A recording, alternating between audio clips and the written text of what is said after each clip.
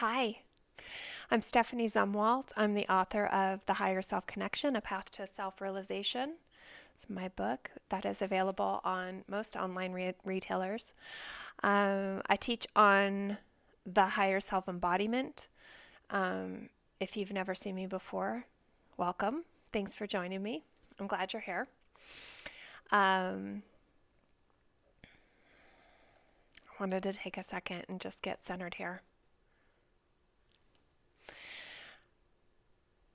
So, there are a couple of announcements that I want to make. One big announcement, I guess. My book has been nominated for an award, and I'm going to be at the Conscious Life Expo in LA on February 9th, 10th, and 11th. I will be speaking on the 10th and signing books. So if you are in LA and you are planning on going, please look for me. I'd love to meet you. I'll be at the booth for my publisher, the Empowered Whole Being Press. So you can stop by and say hi. It's such an honor.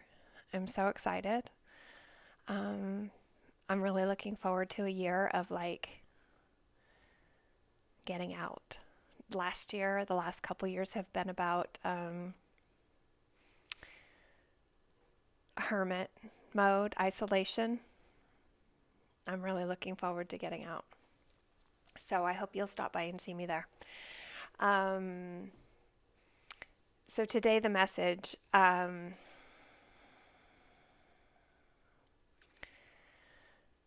it starts with why. Why do you want to embody the higher self?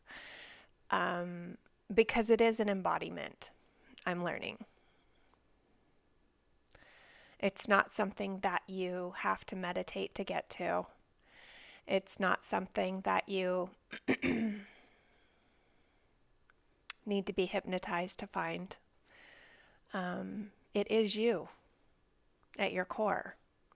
And so I guess the first question would be, why do you want to embody the higher self? And as we have this discussion, I would encourage you to listen for what resonates for you, because everybody is at a different point in their journey. So if it resonates, take note of it. If it triggers you, if something that I say triggers you, and your ego says that's not true, or that's not possible, or if that was possible, then this, write that down too, because this is how you will begin to develop awareness. All of those things, resonation and triggers, lead you to the higher self. When something resonates, it's the higher self saying yes, yes. And when something triggers you, it's the higher self saying no. You have an imbalance, a false belief. That feeling that you get of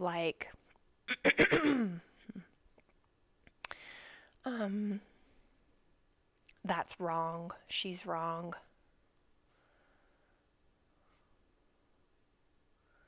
Or of how can that be true?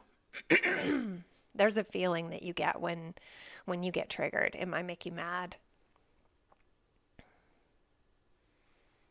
It's important to listen to it and evaluate what that means for you.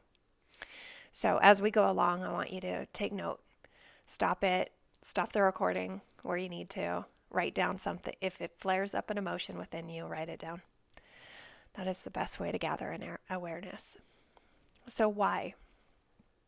Why do you seek the higher self? And for me, it started off as wanting to know who I am, who I really am, who really am I?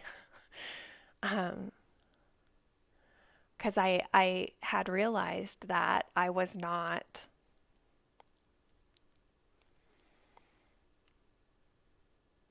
happy. I didn't understand why I was here. Like, what is this all about? And I had an awakening of realizing that I had been holding myself apart from happiness, that it was in my control to be happy, but that I had not been happy. And why was that? And it led me on a journey to discovering the higher self.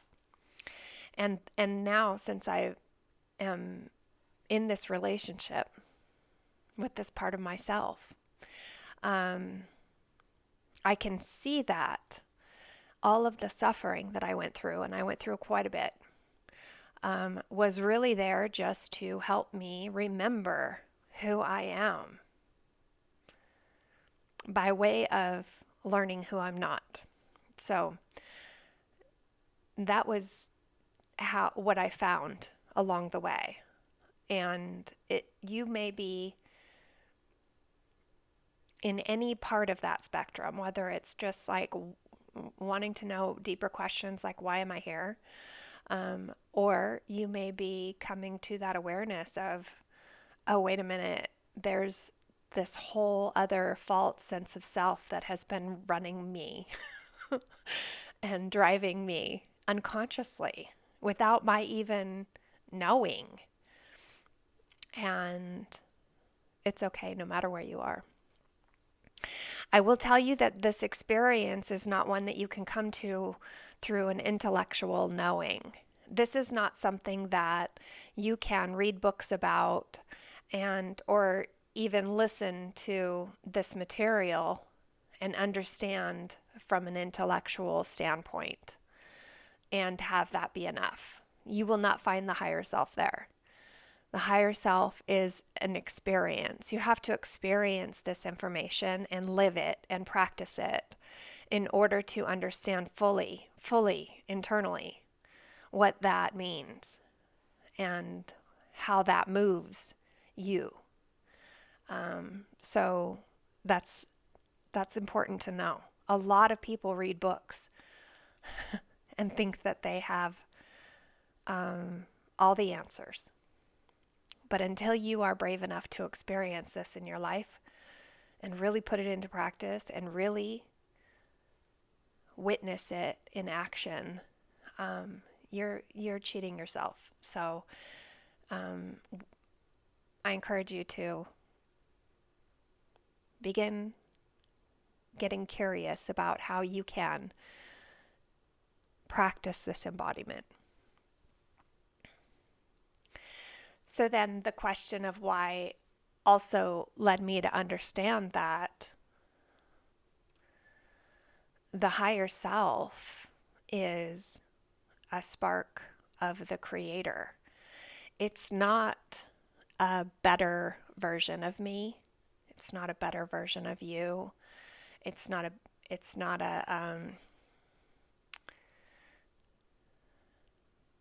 higher version in those terms. It is the purest version of you, meaning it is not tainted by limiting beliefs or thoughts. It's not restricted. It's not threatened. It doesn't hold jealousy or greed. It doesn't move. It's not motivated by those things. It's love. It's pure love.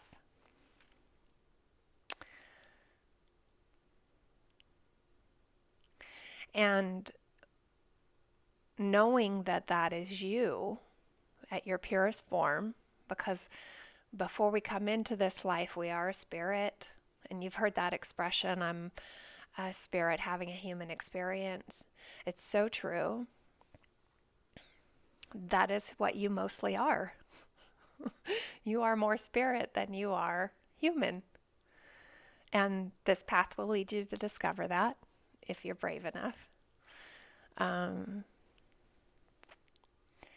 And when you embody that and live that aspect of yourself, from that aspect of yourself, you're not limited in any way. You are fully embodied in your power. You are free to live the life that you choose without exception. When you have a sincere intention of embodying the higher self, you will always be guided to let go of everything that is not that. So when you think about that aspect of yourself as being eternal, it cannot ever be destroyed. It can only take different form. And when you think about the question of instability or insecurity in that perspective, it's a human construct. If you are embodying that aspect of yourself, the question of insecurity and instability is irrelevant. And if you're feeling unstable or insecure, unstable, insecure, it's because you're aligned to the human patterning, the human conditioning. You're believing that over your true nature. And it's okay. And you can shift your beliefs and align with that which you are. And that's the work. Believing that.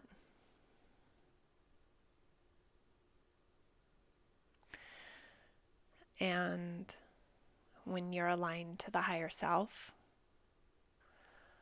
you will discover that you are love. You know, everybody is seeking love. This, I want to mention too, I have on the video, I just noticed, my dog is over here laying down. So if you hear snoring, it's not me. And if you see him, he might pop up in the screen here. So that's my dog. But when you're in the higher self frequency, when you're in that embodiment, you are love. You realize that people seek love from other people. They try to get it from other people. And you can feel love when you're in the presence of other people. And other people can feel love when they're in the presence of you. But it's important for you to know that that love that you feel is you. You are allowing that love to come through because of where you're giving your focus and your attention. And to love unconditionally means to experience that love regardless of the condition, regardless of who's in front of you, regardless of what they're doing. You know, I'm not in a relationship, and I've never felt more love in my life. And so, love becomes the dominant feeling. But the path to get here, to embody the higher self, it's the hardest part. It's it's where the rubber meets the road. You know, people really have to hold themselves accountable for what it is that they believe, for what it is that they feel, and constantly be questioning why they're doing what they're doing, because the ego is a shapeshifter. In the beginning, when you're first developing your awareness, it's it's harder to distinguish what is the higher self and what is the ego, because the ego is just so practiced.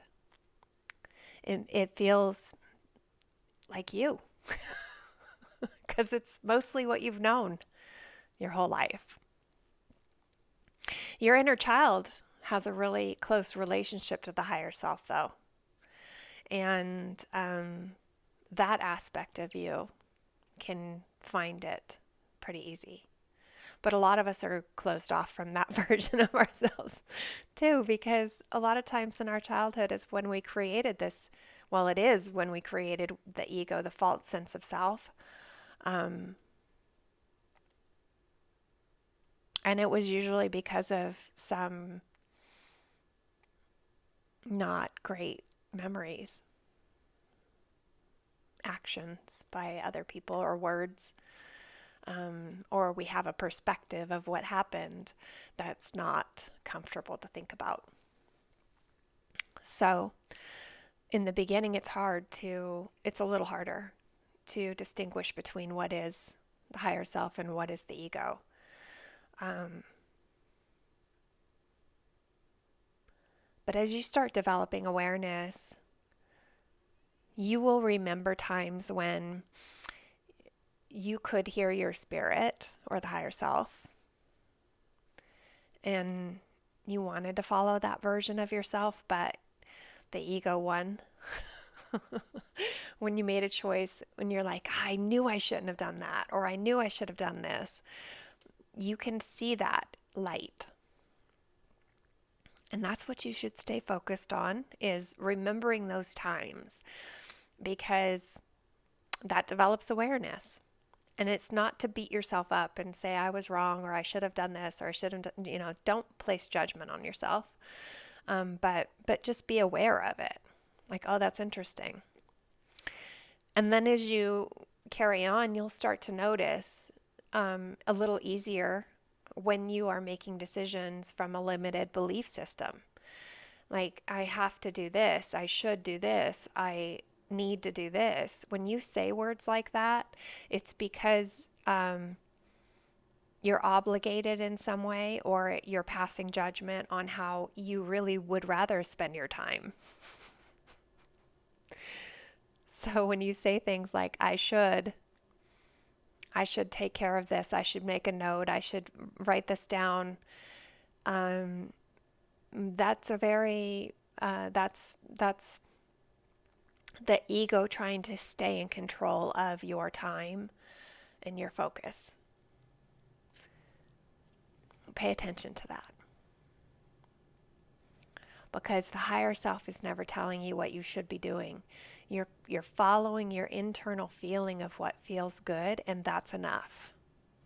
You don't have to do anything. When your body tells you, I don't like this, I don't like being in this situation, I don't like being in this room with this person, I don't like being in this relationship, I don't like doing this action, I don't like, when you get that feeling in your body of like, ew, this doesn't feel right to me, listen to it. You're not wrong. And you probably should stop doing that. And if it's not something that you can immediately stop, it's an indication of what belief system do I have that is causing me to justify doing something that doesn't feel good. What belief system, what belief is it that I have? And what is the justification? What is the excuse that I'm using that is causing me to not listen to my body? That is how the ego shapeshifts.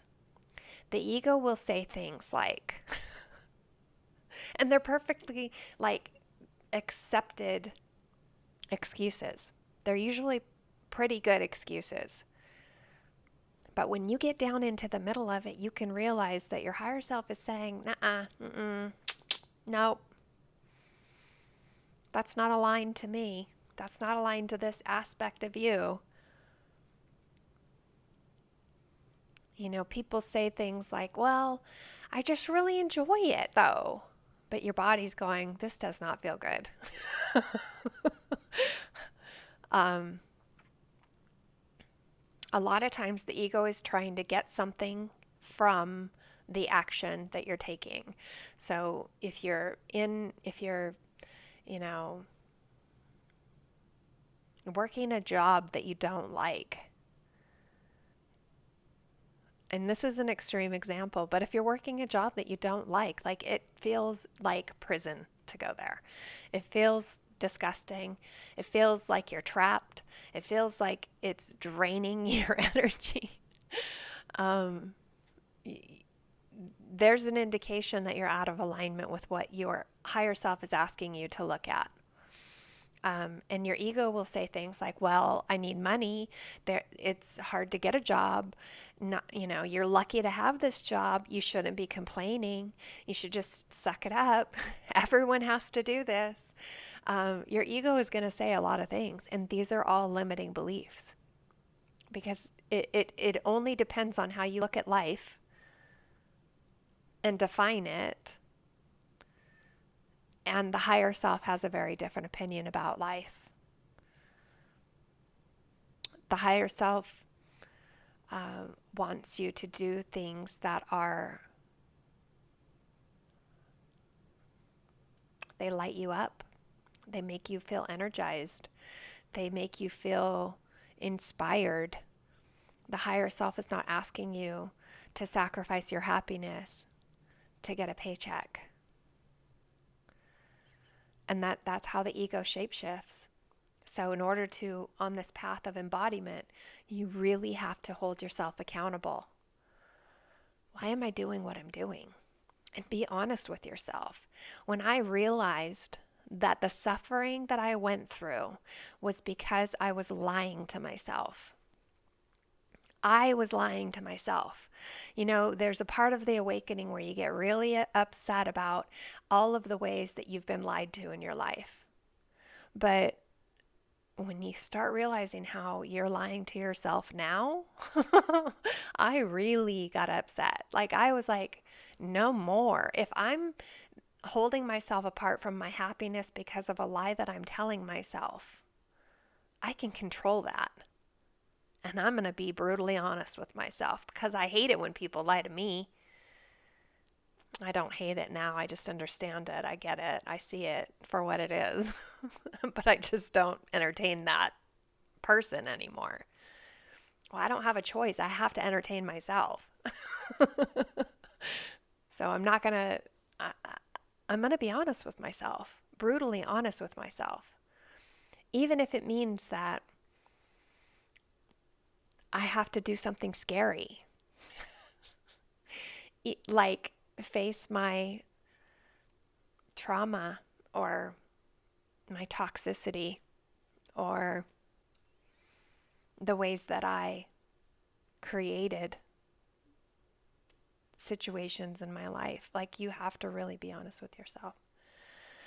And then as you start really practicing that, where you're holding yourself accountable and you're really questioning, why am I doing what I'm doing? Things are going to start to unravel. They're going to start to fall apart. Because everything that you thought you were is going to fall away so that you can discover who you truly are. And as that happens, people get scared and sometimes they stop practicing because they're like, I can't handle this. This is too much. And a lot of times financially you get tested. Not tested. It is kind of tested. In the last episode, you kind of hear me going through that. And so then what do? We create a new identity. The ego loves to shapeshift and take on the spiritual lingo.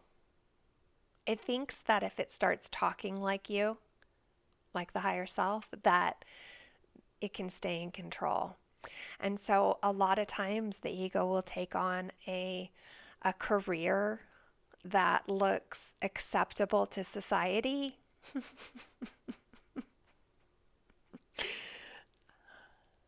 So this might be triggering, so that it can stay in control. And then that becomes your identity of like, I'm a healer, I'm an energy worker, I'm a heart-centered business leader. The higher self wants you to know that your purpose for being here is to experience this life, to smell, to taste, to touch, to hear, to see, to experience this life. Because that's the only thing the spirit can't do. The spirit has everything else. It just wants to experience this life. And the higher self is saying it doesn't, there's no exchange. You don't have to wake people up. You don't have to heal people. You don't have to tell people what their spirits are saying from the other side. You don't have to do any of that in exchange for being here. The sole purpose for being here is to remember this, that you are infinite intelligence, here to experience this life at this time. To remember that. That is your purpose. Now, if you feel called to serve in that way of being a heart-centered business person, if you feel called to be an energy worker, if you feel called to be somebody that a spiritual teacher or guide, mentor, if you feel called to those roles, absolutely follow that call. But also, if you don't, it is enough for you to paint or sit in meditation or journal, write. It's enough for you to go to the store with your love frequency and just be present. It's enough. You will always be provided for. But the ego is going to say, how? That's not true. You're supposed to do this. You're supposed to exchange your time for money. Everybody has to work hard to get money, or whatever beliefs your ego has about how we get money. That's not true. And you don't have to go that far into it, but it's important for some people to hear that right now. Like, there is a big collective that is coming through a big transition where they are meant to have this embodiment to the fullest and be an example for what that is. And it is in the path to get there, it feels like you're walking through fire, and it feels very scary at times. But the fear and the worry is all false. But you've got to honor your belief system where you are right now. You have to work on bridging those beliefs, because if you try to take action before you really feel that and know that in your soul, like in your whole being, you're going to experience some contrast, and it's going to be a little turbulent, to say the least. So, because the universe is responding to what you believe to be true. And if you fake it till you make it with like just a mindset shift, you're gonna experience some turbulence. So you really need to work on what that feels like to be supported by the universe without, the traditional life that society has agreed we live.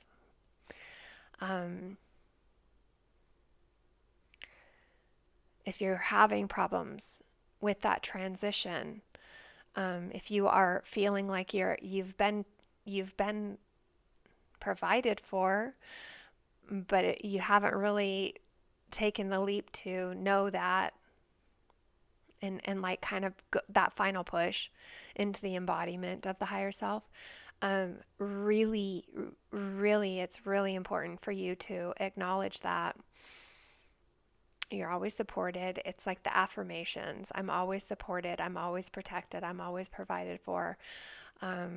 Reminding yourself, saying that out loud to yourself because your brain needs to hear it. But then also focusing on abundance, like really focusing on abundance around you, noticing how abundant this life is. And it doesn't have to be money, but just everything. Like, look at how abundant we are. Look at we have access to anything we want to know right now. Like, there's an abundance of information, almost too much. If you can tap into that love energy, there's an abundance of love instantly, just depending on where you place your focus. Focus on abundance. Focus on gratitude, how grateful you are that you're always supported. You're always provided for. That really is going to help you to, I don't want to say battle, but like contradict what the ego is telling you. There will be some point, if you're on this path, that you are going to have like a final showdown with that ego and decide who really is going to be driving this bus. Is it me, the higher self? Is it the inner child that's scared and wounded? Or is it the false mask that we wear called the ego? And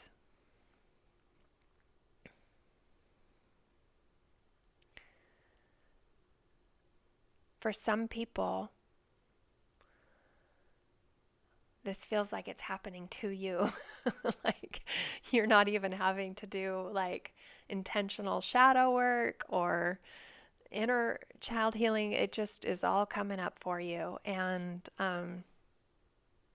allow it, and know that wherever you are is exactly where you're meant to be. You know what you need to know right now. I told a friend this morning, everything you need to know, you know, or you will be brought to it.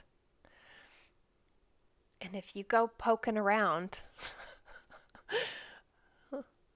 be careful, because if you're not ready to know if you're not ready to know something and you go in search of it, like by going to other practitioners and other healers because you think there's a problem with you, you know, it can cause you some.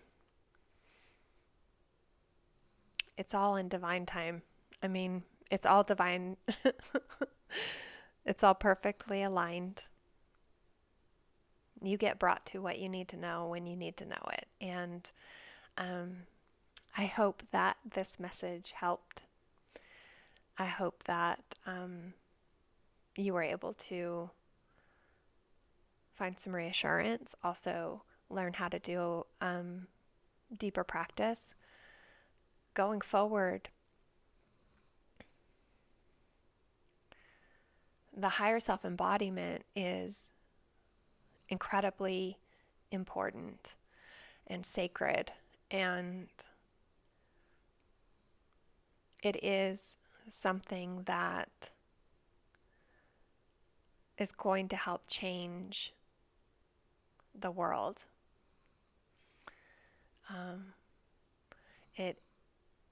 When you are in this energy, you have no ill will towards anyone else. In fact, your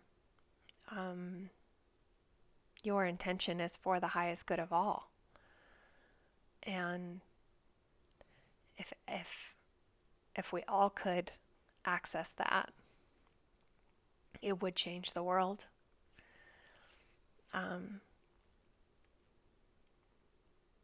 It's a selfless journey. However, I've never felt more authentic in my life. And I realize that when I go out into the world now, I'm not trying to figure out who I am anymore. I'm going out into the world to show everybody who I am. And that can't be taken away from me. Nobody can take authenticity from you. Nobody can be me better than I can. So, again, it's not something you can understand with your mind. It's an embodiment. And I encourage you, if you are here still listening, keep practicing, keep talking to the higher self, keep being curious, keep questioning the ego and the excuses that it gives you, and find that freedom. You don't have to be a slave to anything. Life is limitless with the higher self connection.